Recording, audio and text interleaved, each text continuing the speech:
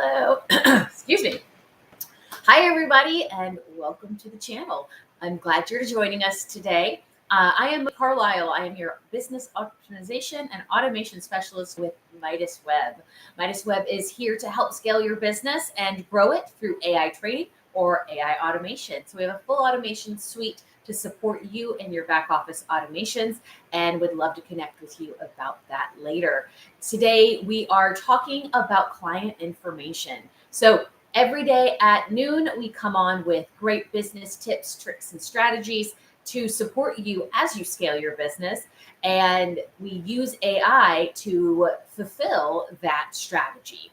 Then we take what we've created with AI and we implement it with an automation system. After our live, we do hop into a private Zoom room where you can ask your questions about business strategy. Maybe you just need a sounding board for a few minutes, questions about AI, or even your automation platform or our services. Happy to answer all those questions. Just click the link below and jump into the Zoom room at 12:30. I will be there to answer your questions.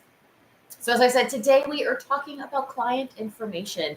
So when you are connecting with somebody, whether it's a cold lead or a warm lead, you need to collect information from them to follow up.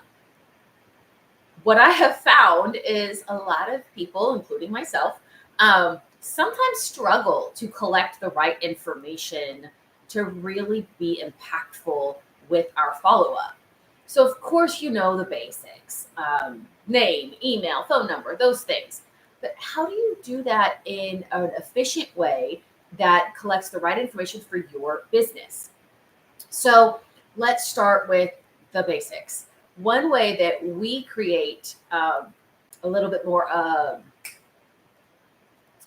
accountability for that information is we put it into the Google Calendar. So when we're booking appointments in the field with cold leads, we will put that it's a consultation with the client's name. So this is a cold lead. We've never met them before. First time meeting them. We'll put their name, their business name, and their phone number, all in the same section. So the same title. So when it goes out, it says John Smith with great company, 281-123-6485, right? So it's got all that in the title. Then of course the email goes in the bottom. So you have the email, the phone, the name, and the business name in one space. That allows us to easily track and follow up with them if they're late, or if we need to reschedule, or if they're rescheduling. It helps us kind of find it and follow up with them, especially if they're running a few minutes late and we're waiting for the appointment to start and we need to call them. It's very, very easy to just click the Google Calendar, click the phone number, and it will call them for you. Another really important piece of information is social media. So when you are out, especially with cold leads, LinkedIn is a very common B2B exchange of information. I have found that LinkedIn is not great at really connecting people because it has a high cost to messaging. You can't really message people or see who is looking at you. There's a lot of costs involved with LinkedIn. It can be a great platform, but there's others as well that you can connect to and ask about. Are they on TikTok and creating great value add videos about their services and their products? Are you on TikTok? That's a whole nother conversation.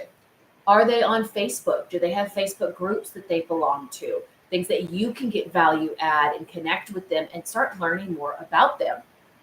And that's a key point that we'll talk about in just a moment, is you want to get to know your cold prospects.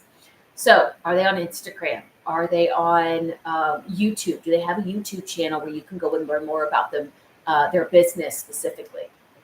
That is all great information to exchange initially. Hey, let's connect on LinkedIn. Hey, let's connect on Facebook, and start building your follower list. And then we'll talk about utilizing social media effectively at another training. Let's go to the personal information. So we're talking about how long have they lived in the area, if that's relevant to your business or relevant to your conversation. Are they originally from this area? So if they have an accent, or if they are any other criteria that makes you think that maybe they're from another region, you can ask, hey, where are you from originally? I noticed your accent.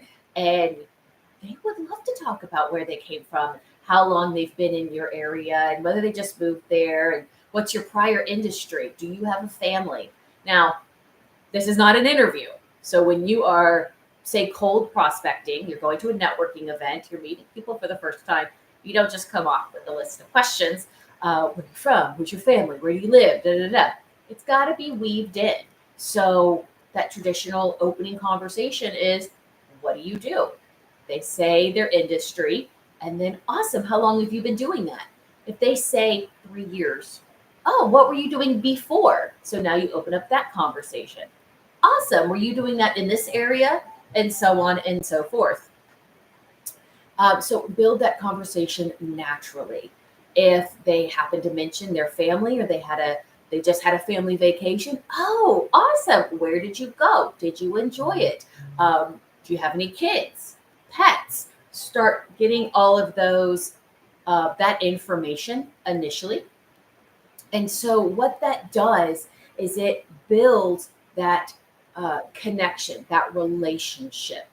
Once that relationship is established, now you have something to say to them. And I have a really cool thing to share with you on how you can take that initial conversation and build on it. So I'll show you that in just a second. It is in our automation system that we'll cover in a moment. So now we've gone through the personal information, networking, and just making those initial connections. The next thing you're going to do, or going to need, is that industry specific information. If you're a credit repair company, you need to know their credit score, any debts that they have, any concerns they have, barriers. If you are a realtor, you need to know what areas they're looking for. What's their budget? What's their price range? Are they selling a house? Are they moving from a rental property? You need to collect that information. Our use case this week is a bakery. So if we were a bakery, we need to know exactly what kind of items that they're trying to purchase. Is it a cupcake? Is it one cake, two-tiered, three-tiered? Is it multiple? Flavor, decorations, all of those things, right? That's information in order for you to fulfill. If you are, let's say, a coach, a business coach, life coach, mindset coach, if you're some sort of consultant or coach, even a gym, if you're a physical trainer, all of those that industry, that niche, you need to collect information about who that person is. What's their current status? What's their current mindset? What have they done in the past to accomplish their goals? What are their goals? These are niche specific questions, but you want to collect them. So we're going to jump into AI, and we're going to pretend that we're a bakery. So that's our use case this week. And we're going to figure out, we're going to ask AI, we're going to ask ChatGPT, what kind of information should a bakery be collecting? And we're going to let the GPT tell us what kind of information to collect. Say you're new to your industry, or you're doing a shift, or maybe you were working under somebody, under a big company, and they were handling a lot of that client information and intake. And now you're doing it on your own. First of all, congratulations. That's awesome. Second, maybe there's some pieces that you aren't collecting right now that you really do need. And a lot of it you might find out by on-the-job training. But if you can handle it ahead of time, then you save yourself time and money. So I'm going to share my screen. We're going to jump into ChatGPT.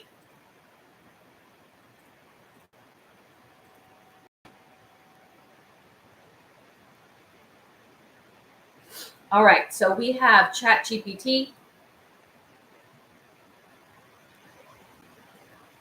And right now I did have our bakery marketing plan up here, and we're not going to use this chat. So if you've been on before, you know that we keep our conversations very specific. So I'm not asking about marketing. So I'm going to open a new chat. Because I'm starting a new chat, I do want to start with a regular traditional prompt. In your prompts, you want to make sure that you're first assigning a role. Now, we are creating bakery information. We are creating a bakery intake form. Now it's going to be a product. We're going to be taking in that order, and 1 second. Okay. So act in the role of a professional baker who, let's see, with 20 years experience creating custom cakes and cupcakes for individuals, groups, and events. Okay, so we've given it its role. Number 1, always tell it what kind of persona you want it to adopt. So it's going to be a baker. Help me create a, let's say, order form for a custom cake order. Include all information I may need to fulfill the customer's order. Okay, so very simple. Role, task. Hit enter. Okay, perfect. So we're going to let it do its job. And now we're going to implement this system with our automation. So we are going to create an order form. Awesome. Awesome. So I'm going to come over here to our platform. Remember, when you're working in ChatGPT, you can navigate away from the tab to continue working on other projects while it is working. All right, so we are in our sandbox, and we are going to create a form. To get to forms, you are going to go on your main menu and click Sites. From Sites, it's going to be towards the back. You're going to choose Forms, and we're going to choose Builder. If you want to see the information that's come from a form, you're going to click Analyze. If you go into Analyze, you will be able to see all of the forms that you have filled out. This is our sandbox, so there's nothing here. You would see all the information that has been collected, and you can sort it by form, so you can narrow down and look at those entries. All right, so we need to create a new form. We're going to start from scratch. And we are going to title it our cake order form. All right, so coming over to ChatGPT, it does have the basics. Full name, phone number, email, and then we have a couple of custom things that we will need to create. So this is what we're going to create today. So we have full name. Now within the form, you can choose to have full name or first and last. I wouldn't put all 3 of these, so we'll go ahead and delete these. So we have full name, phone, email. I don't want the consent. This is not an opt-in form. This is an order form. And then our button will change to submit order. All right. Our theme color, I think, is an orange or a yellow. So you can customize your order button. I want it to be a bright, pretty color. Okay. Maybe something darker. There we go. All right. That looks like cake. And now we want occasion theme. So if you only worked with specific themes, you could make this a select box. If you want it to be open, then we could play an open box. What's really awesome is all of your custom values are now in your settings, in your first quick add. So you can choose, let's say it's a single line text item.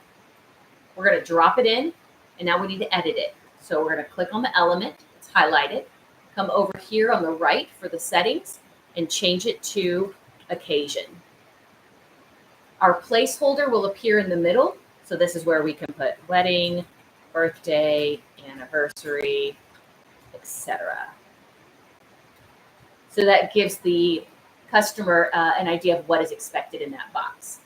The next thing it wanted was event date and time. You can actually put a date selector. So we'll scroll down, and date picker is right here at the bottom for other elements.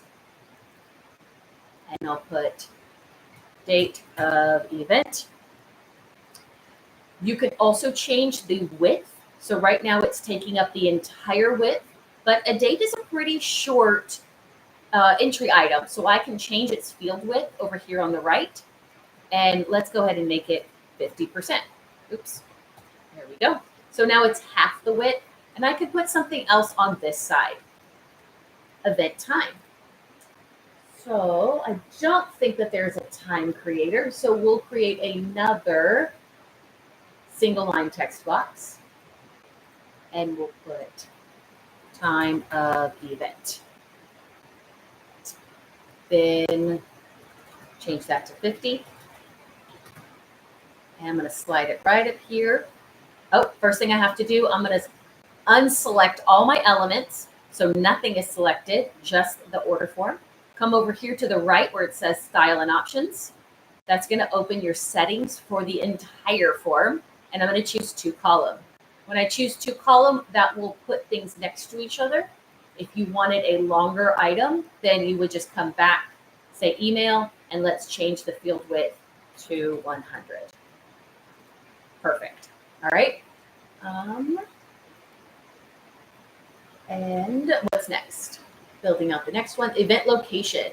So again, that's going to probably be a multi-line, but you could probably get away with a single line as well. I'm going to make sure they have plenty of room for this. And I'm going to call this event location. All right, so that's pretty straightforward for those.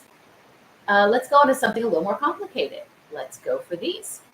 So these are checkboxes, but I would not use checkboxes. I would use a radio button or a drop down. So let's look at both of those.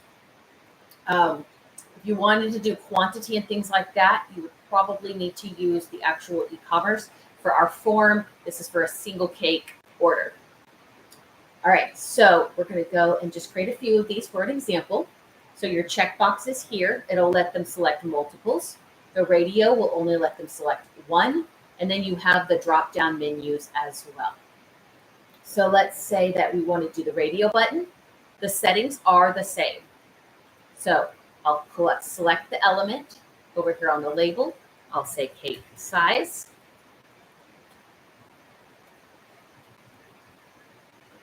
And now I need to change the options. So I'm going to click over here on the right. It says options. This will let me put in all of those options. So I'll just put a few in for example. So 6-inch, 8-inch, and 10-inch. All right, click save. Now you'll notice that this is a text-based element.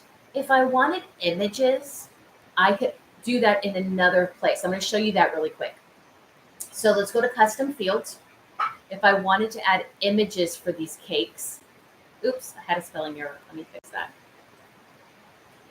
There we go. All right, we're going to go add a custom field. So when you click add, it'll open up all those same options. And we're going to go ahead and choose radio select. Click next. We'll change this. What's the next thing we're creating is cake shape. This is a great one to have a vision to. We will choose contact and additional info. You can actually create new folders to hold your different custom fields, and that'll be shown in another training.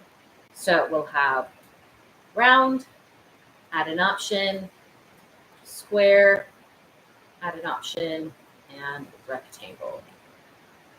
This is where we'll put in the icons. So we'll choose a file. This will upload from our downloads. So let's quickly go grab some shapes. So circle. Literally just going to go grab the first image here. Save image as. A little slow. Apologize. Save image as.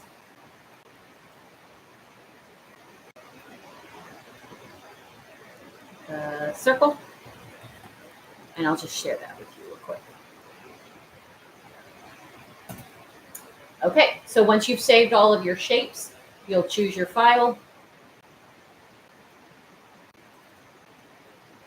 And of course, you would do it for all of them and then click save. Now I'm going to select it from the custom fields. I put it into additional info. And go find, or I can type in, actually, I can search for it. Take shape, drop that in, and now you have the picture that you chose. Let's make this 100%. There we go. So now it's a little prettier.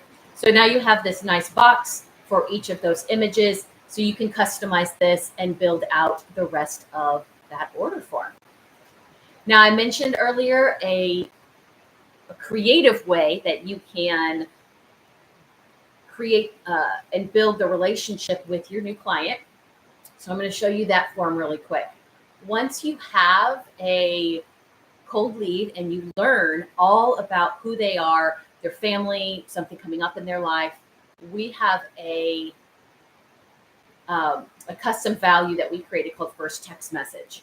So this form is connected to our automation system. Depending on the bucket that we put them in, they're going to receive a certain set of messages. The first text message is appended into those messages. So it was great meeting you at such and such networking. I hope your daughter wins this weekend's soccer match. The first email message, similar. We would put in, have a great time at the soccer match this weekend. So we can create these custom messages that are personal and append them into our automation system immediately. So they get that value add. They know that we listened and we are paying attention and that we care about their family. So this is just a quick overview of the form building system. If you have any questions, do jump into our open office hours right after this training coming up in a few minutes. Click the link below and register to get that Zoom link. You can ask any questions at all, and I will be there to answer and strategize with you. So together, we're going to scale your business. Thank you for joining us, and y'all have a great day.